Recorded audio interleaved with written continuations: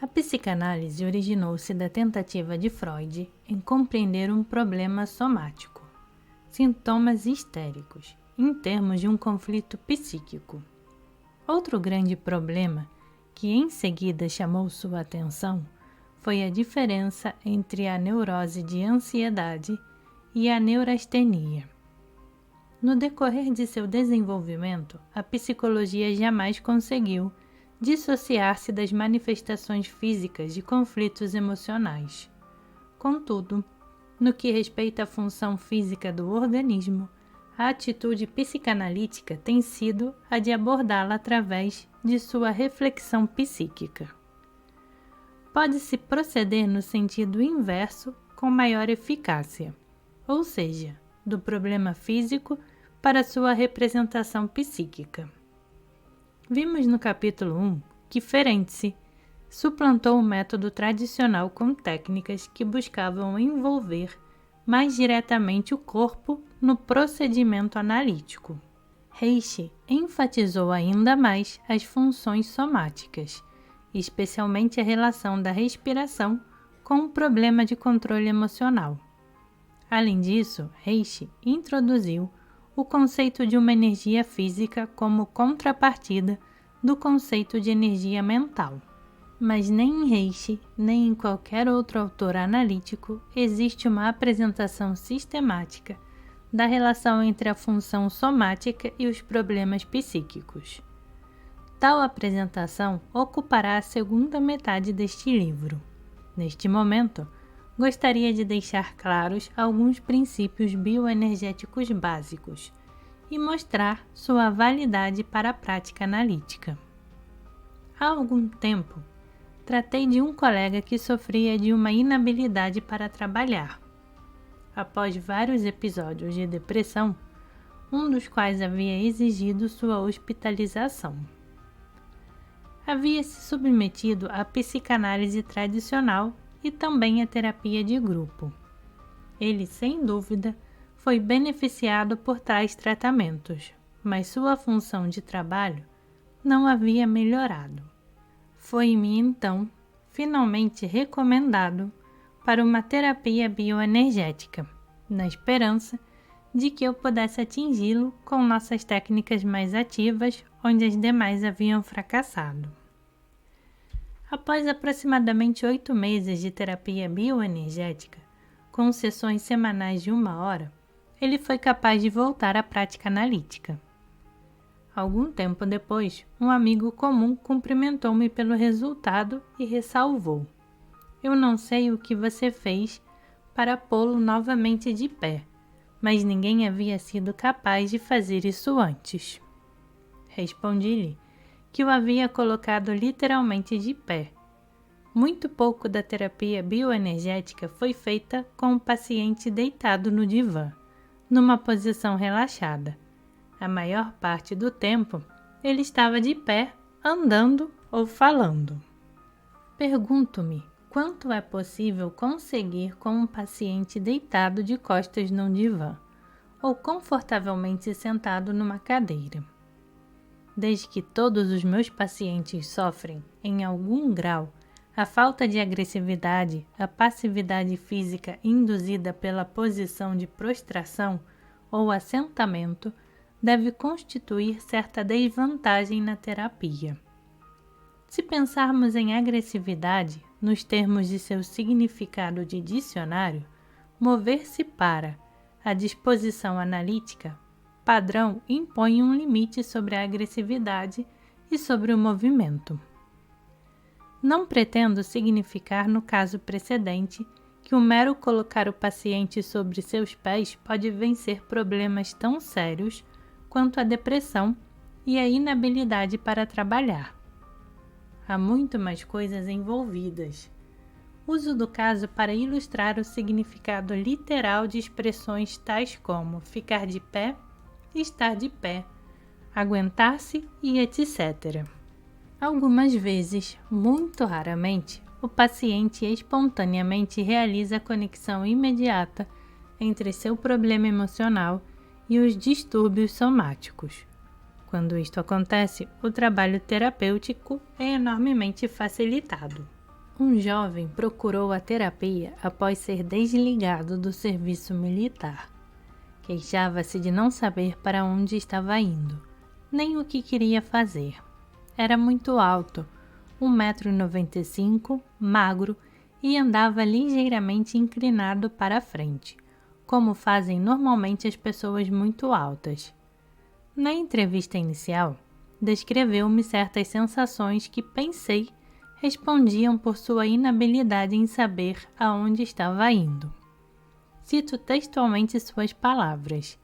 Imediatamente antes de embarcar, foi que o problema apareceu. Quando eu mexia minha perna andando num sentido mecânico, havia um instante quase incomensurável durante o qual minha perna estava se balançando livremente e fora de controle, como o balanço do pêndulo em um peso. Quando eu iniciava o movimento de andar, minha perna estava de ordinário sob controle. Quando se movia para frente, eu tinha a sensação de que estava fora de controle, como se eu não estivesse seguro de que a perna voltaria. O efeito cumulativo destas experiências instantâneas, mas contínuas durante a marcha, afetou-me. Há uma vaga sensação no corpo que, em algum ponto vital do movimento, está-se fora de controle. Parece-me que isto está muito próximo da esquizofrenia. Há duas situações diferentes, uma enquanto estou sentado, a outra andando. Me parece que minha personalidade tem dois aspectos, um quando estou sentado, outro quando estou andando. Quando ando, sinto-me como se estivesse sobre pernas de pau. Depois acrescentou, sinto que ainda estou aprendendo a andar, e isso me provoca um sentimento muito grande de infantilidade. Como você disse, a metade inferior do meu corpo tem uma aparência infantil. Afinal de contas, a gente se sente desligado das pernas. Acima delas é você. Para baixo estão as pernas meio alienadas do self. Para mim, faz sentido que um indivíduo que sinta não ter controle sobre suas pernas também sinta não saber aonde está indo. É lógico que sua altura não ajuda muito. As pessoas altas têm frequentemente uma certa perda de contato com suas pernas ou com o chão. Algumas vezes, tem-se a impressão de que o paciente está nas nuvens. Podemos sentir-nos tentados a dizer a um tal paciente: "Dai-se para a terra". Mas o problema técnico de um caso assim é como trazê-lo de volta à terra e como ancorá-lo aqui. A sensação de pertencer, de ter raízes, deve estar diretamente relacionada ao sentimento de um íntimo contato entre pés e chão. Um outro paciente expressou claramente esta relação ao dizer: tinha a sensação de que não estava viva, que eu não estava nas coisas, estava andando um passo acima do chão. O problema da falta de contato com os pés e chão pode se manifestar de outros modos. Na interpretação de desenhos da figura humana como método de investigação da personalidade, observa-se que as pernas, e especialmente os pés, são fontes de conflito e dificuldade em muitos desenhos. Machover afirma que podemos entender porque a insegurança de pisar, interpretada literalmente, aparece na maioria dos desenhos de problemas. A importância funcional das extremidades inferiores não pode ser superestimada. A observação de Machover repete o conhecimento comum. Além da potencialidade para o contato que pernas e pés repartem com as mãos e braços, tem a responsabilidade adicional de suportar e adequadamente balancear o corpo e também tornar possível a locomoção deste. O problema da segurança emocional não pode ser divorciado em uma pessoa da questão da segurança física de seu andar.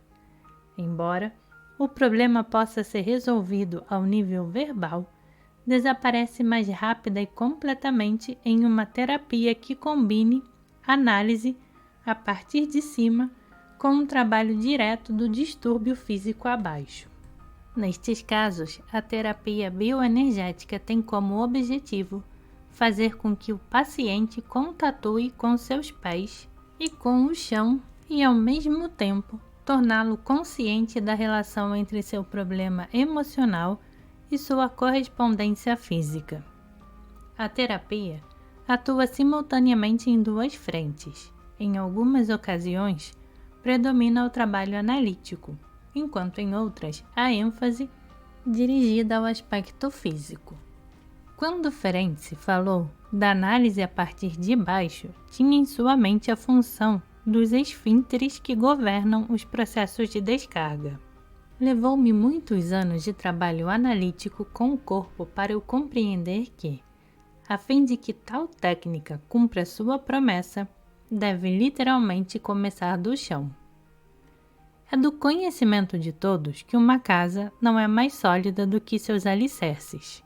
Antes que se examinem as pernas de um ponto de vista dinâmico, não avaliamos quão fracos são os alicerces que suportam certas estruturas de ego aparentemente fortes. Tratei um paciente, há alguns anos, que sofria de severa hipertensão. Ele havia sido agente de imprensa de vários artistas de Hollywood e de produtores de cinema.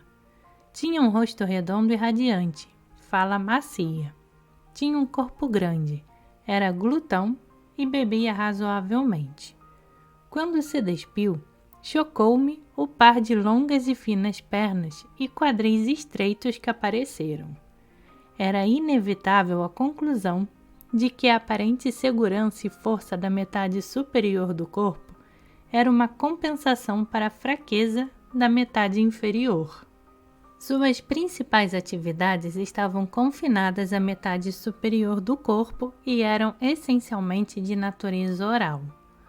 As funções de descarga energética estavam severamente restringidas e a descarga de energia em movimentos e sexo estavam muito reduzidas.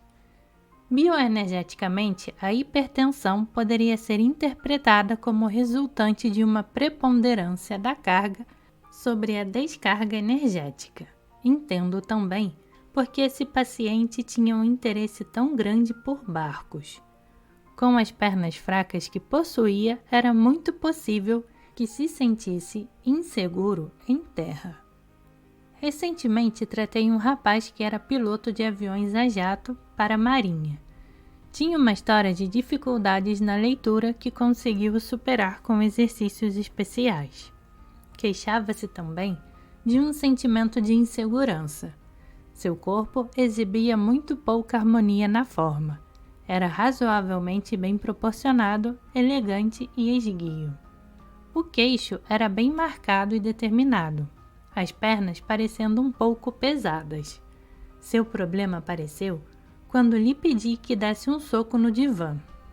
Todas as vezes em que ele assim fazia, seus pés saíam do chão. Quando lhe fiz notar o fato, acentuando a dificuldade que era para ele ater-se ao solo, ele disse: "Agora sei por que é que me sinto tão mais seguro lá em cima." Experiências tais como essa confirmam a importância do estudo físico e psíquico do ser humano. Reishi sustentava que não podia haver neurose sem uma perturbação da função sexual. Esta observação encontrou fortes objeções de muitos analistas, na época em que foi formulada. Mas podemos ir bem mais longe do que Reishi. Não existe um problema neurótico que não se manifeste em todos os aspectos da função do indivíduo. Isto, logicamente, se deriva do conceito gestáltico do organismo como unidade. Devido ao fato de expressarmos nossa personalidade ou caráter em cada ação e em cada atitude, torna-se possível determinar os traços de caráter a partir de expressões tão diversas quanto caligrafia, andar e etc. O analista bioenergético não depende de uma manifestação. A história, a aparência, a maneira de falar e mesmo testes psicológicos são usados para se chegar a um diagnóstico correto da estrutura de caráter. Mais importante do que tudo, no entanto, é a aparência física quando em descanso e quando em movimento. Não há palavras mais claras do que a linguagem da expressão corporal, uma vez que se tenha aprendido a lê-la. Começamos com as pernas e pés, porque constituem as bases e o suporte da estrutura do ego. Mas eles têm outras funções.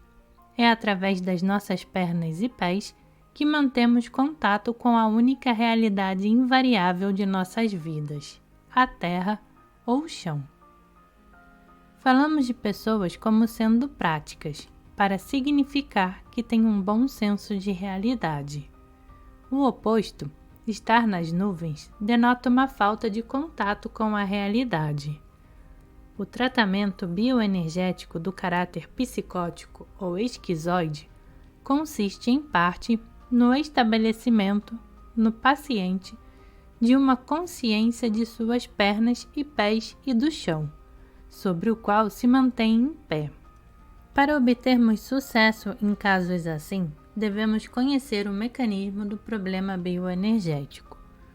Uma vez estabelecido um bom rapport com o paciente, um trabalho consistente ao nível físico, a fim de desenvolver a consciência e mobilidade do corpo, produz resultados surpreendentes. A falta de contato com os pés e com o chão está relacionado a um outro sintoma comum, a ansiedade de cair.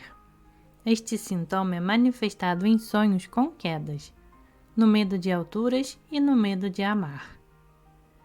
Havendo uma insegurança básica na metade inferior do corpo, o indivíduo a compensa agarrando-se com braços e olhos à realidade objetiva. Pode-se questionar por que incluo o medo de amar entre os sintomas de insegurança básica. Obviamente, a expressão amar em si relaciona este fenômeno aos demais, mas também sabemos que amar é uma forma de capitulação do ego. Todas as demais formas de ansiedade de cair traduzem o medo do ego perder o controle. Além das funções de suporte, equilíbrio e enraizamento, as pernas são as estruturas mais importantes na função de movimento corporal. Se a função de suporte é fraca, podemos também esperar problemas na mobilidade. Medimos a mobilidade nas pernas pela habilidade do indivíduo em mover livremente o pelvis sem usar qualquer parte do tronco no movimento. Este é bem semelhante aos movimentos exigidos para danças tais como samba, mambo e rumba. Requerem uma articulação relaxada e flexível no joelho, um pelvis solto dentro do tronco e o relaxamento de todos os músculos das pernas. Descobrimos que existem 3 condições que impedem esta mobilidade básica: fraqueza, volume e rigidez.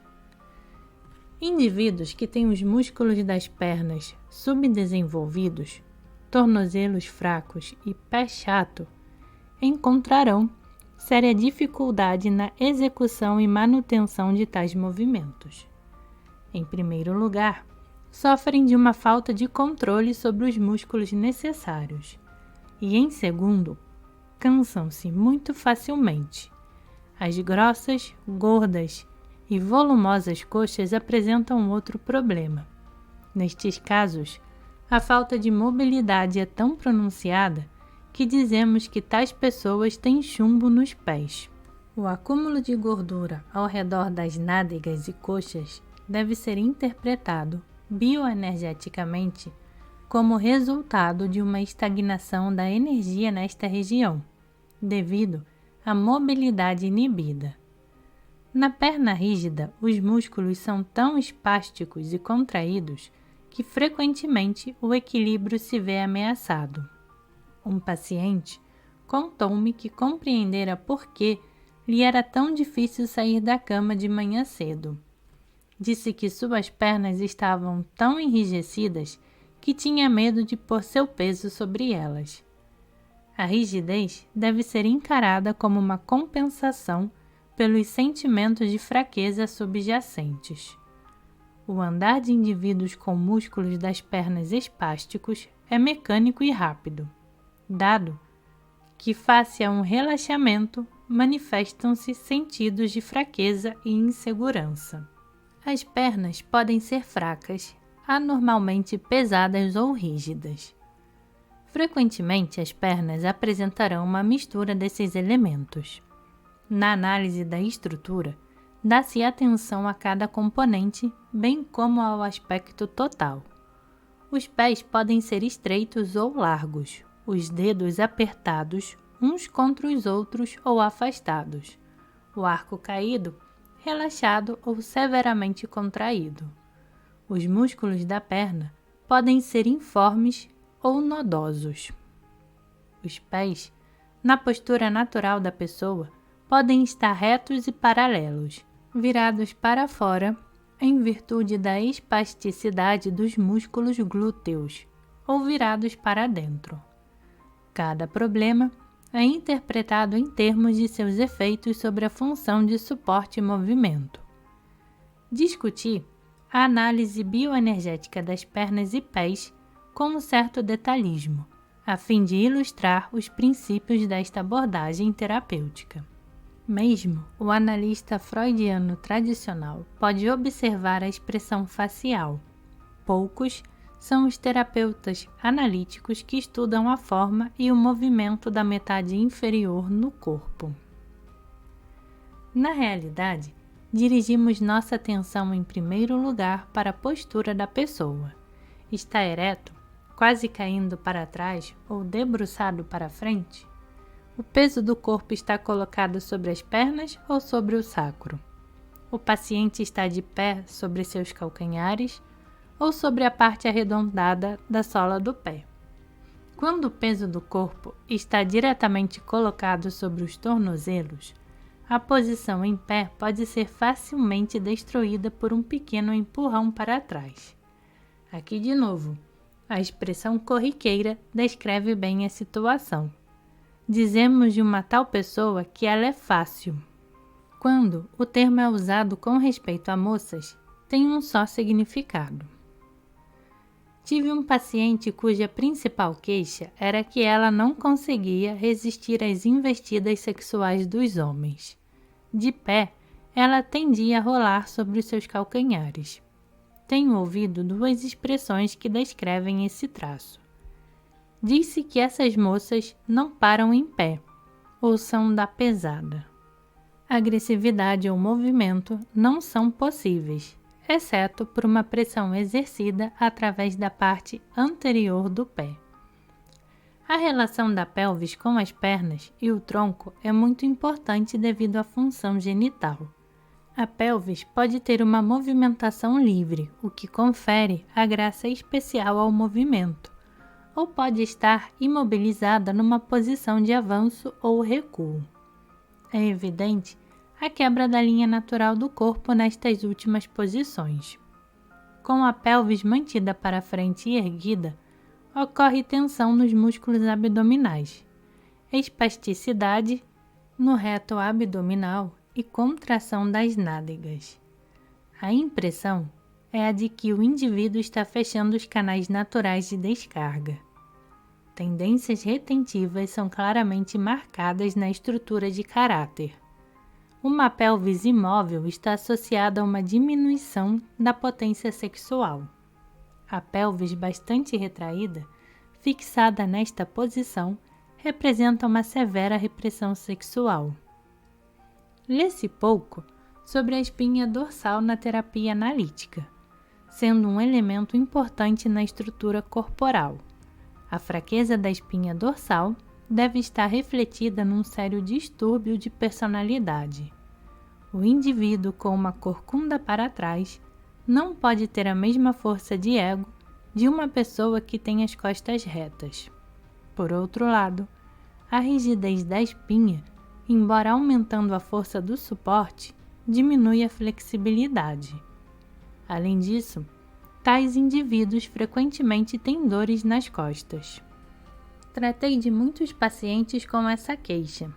Nestes casos, a redução da tensão nos músculos lombosacrais, a mobilização do pelvis, a análise do conflito reprimido e a resolução do problema do impulso inibido resultaram no completo desaparecimento da dor e da má colocação. A rigidez da espinha dorsal não é só evidente na perda da flexibilidade do movimento. Pode ser sentida através do tato na tensão dos músculos lombares.